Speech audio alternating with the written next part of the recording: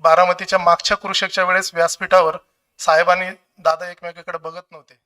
मला ते थोडंसं खटकलं, सगळ्यांनाच खटकलं, साहेबांवर आणि दादांवर प्रेम करणाऱ्या प्रत्येकाला खटकलं.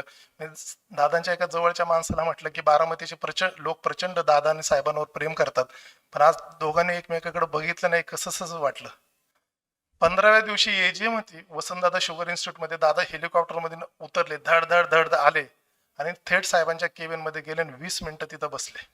त्याच्यानंतर एजीएम झाली. एजीएम मध्ये सुद्धा एवढी मोकळेपणाने बोलले. इथपर्यंत ठीक आहे, मला खूप मनाला बरं वाटलं की 15 दिवसापूर्वी हा प्रसंग घडला आणि आज साहेबांबरोबर दादा 20 मिनिटं बोलतायत. एवढ्यावर थांबले नाही. दादा किती ग्रेटनेस आहे तो सांगतो, मी रजा घेतो.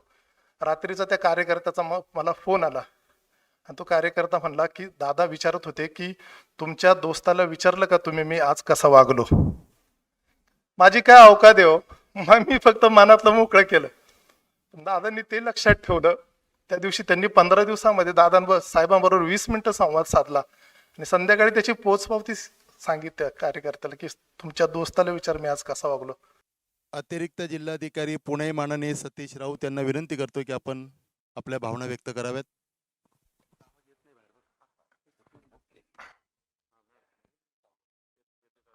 ह्या व्यासपीठावर सर्व सन्मान्य आहेत, सर्वांची क्षमा मागून मी सुरुवातीलाच थोडंसं बोलतो. अचानक संदीपचा सकाळी फोन आला की राऊत साहेब तुम्हाला यायला हवं, आणि बरंच बैठका वगैरे त्या सोडून मी इकडे आलो. मी हे भाषण संपल्यानंतर रजा घेईल, परंतु दादांविषयीची माझी भावना मला मात्र इथं व्यक्त करावीशी वाटते. मी भोसरीमध्ये एका सामान्य चाळीत, पठारे चाळीमध्ये गव्हाणे वस्तीतल्या एका 10x10 मध्ये राहत होतो आणि दादा 90च्या सुमारास राजकारणात लोकसभेवर खासदार झाले आणि त्यांची धडाडी भोसरीच्या भागातून सुद्धा मला पाहायला भेटायची. आणि दादांची धडाडीचा साक्षात्कार सुद्धा झाला, कारण की एक वेळेस पुण्याच्या रस्त्यांवर स्ट्रीट लाईट्स नसायच्या, परंतु 90च्या सुमारासच माझ्या पठारे चाळीतल्या गल्लीमध्ये सुद्धा सोडियम वेपरचे दिवे होते. ही दादांची धडाडी त्या 90च्या दशकापासून मी पाहत आलो. कधी स्वप्नातही वाटलं नव्हतं की ह्या परिवाराशी माझा इतका जवळचा संबंध येईल. ज्यावेळेस मी माननीय शरद पवार साहेबांकडे रुजू झालो, दादांची धडाडी असली तरी लांबून ती धडकी भरते, त्यामुळं दादांच्या जवळ जाण्याचं फारसं धाडस होत नसायचं. परंतु मी साहेबांची इमाने ईदवारे सेवा करतो ह्याचं सुद्धा दादांना मोठं अप्रूप होतं. त्याचा साक्षात्कार मला फार उशिरा झाला. दादा एकदम भरगाव वेगाने साहेबांच्या खोलीत जरी जायचे झाले, ऑफिसमध्ये जायचे झाले तरी त्यांचं स्पीड खूप असायचं, त्यामुळे त्यांना नमस्कार करेपर्यंत दादा आतमध्ये पोहोचलेले असायचे, इतकी धडाडी त्या माणसामध्ये होती.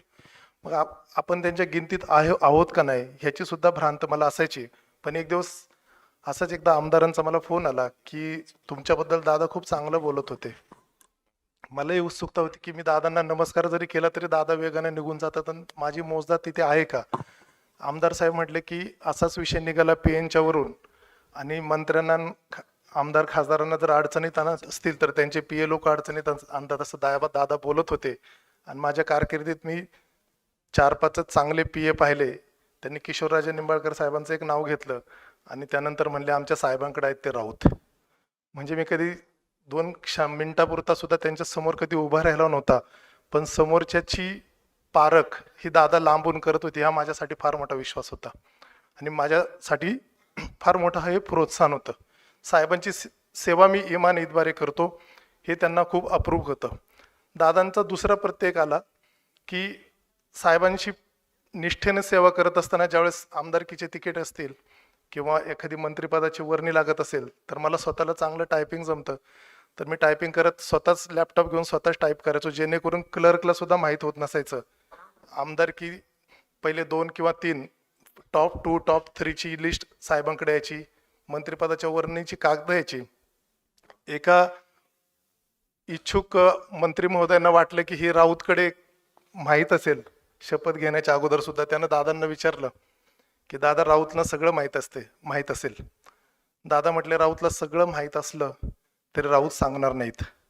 म्हणजे जी सचोटी आहे, दुसऱ्याकडच्या सचोटीचा पण एवढा सन्मान करणारा नेता आम्ही आयुष्यात पाहिला नाही. आणि ह्या सचोटीपोटीच आज साहेबांकडून ज्यावेळेस 16.5 वर्षाच्या सेवेनंतर मी बाहेर येत होतो, बॅक टू द डिपार्टमेंट येत होतो, त्यावेळेस सुद्धा माझा पाठीराखा आपले दादाच होते. दादांनी सगळ्यांना सांगितलं की मी ह्या जिल्ह्याचा पालकमंत्री आहे आणि ते एक अधिकारी द्यायचा असेल तर सतीश राऊतला मी देतोय. मुख्यमंत्री महोदयांना त्यांनी पर्सनली विनंती केली आणि मुख्यमंत्री महोदयांनी सुद्धा मला साहेबांच्या सहवासात पाहिलं होतं, निरखलं होतं. म्हणजे या लोकांनी दुरून निरखून सुद्धा एखाद्याची पारख करणारी लोक आहेत आणि त्यांच्या कृपेनंच मी आज पहिल्या रांगेमध्ये पहिल्या खुर्चीवर बसलोय.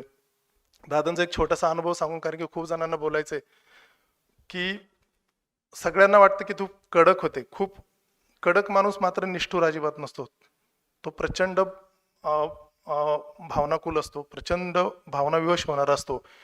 सध्या पवार कुटुंबामध्ये बऱ्याचदा तुम्हाला माहिती आहे की वर्तमानपत्र सगळं आपल्या सगळ्यांना जे जे व्हायचं, परंतु एका क्षणामध्ये एका प्रसंगी मी दादा आणि मीच एकटा बसलो होतो आणि त्यांच्या मनामध्ये जे काय असायचं ते धडा बोलून टाकायचे. जे चांगले चांगले बोलायचे आणि एकच साहेबांविषयी सुद्धा बोलत असताना त्यांच्या मनामध्ये काय असेल ते बोलत असताना मी एकच म्हटलं, सर दादा तुम्ही किती काही बोलला तरी मला माहित आहे की साहेबांच्या एकदा वाढदिवसाची सभा होती गदिमामध्ये आणि तुम्हाला मी त्यांच्याकरिता आवंडा गिळताना पाहिलंय. असं म्हटलं सुद्धा त्वेषाने त्रागाने बोलणारे दादा सुद्धा एकदम शांत थंड झाले. क्षणभर त्यांनी डोक्यावर हात ठेवला आणि इतकं थंड होऊन त्यांना पुन्हा काकांविषयीचा जो उमाळा आहे तो त्यांच्या चेहऱ्यावर मी पुन्हा एकदा पाहिला. माझी तीच, मी जरी शासकीय सेवेत असलो तरी कुठेतरी कुटुंब कलह निर्माण होऊ नये, ही कुटुंब एकत्र राहावं याच्यासाठी माझी धडपड त्यावेळेस असायची आणि माझ्या शब्दाला त्यावेळेस सुद्धा दादांनी मान दिला. शेवटचं सांगतो की बारामतीच्या मागच्या कृषकच्या वेळेस व्यासपीठावर साहेबांनी दादा एकमेकाकडे बघत नव्हते. मला ते थोडंसं खटकलं, सगळ्यांनाच खटकलं, साहेबांवर आणि दादांवर प्रेम करणाऱ्या प्रत्येकाला खटकलं.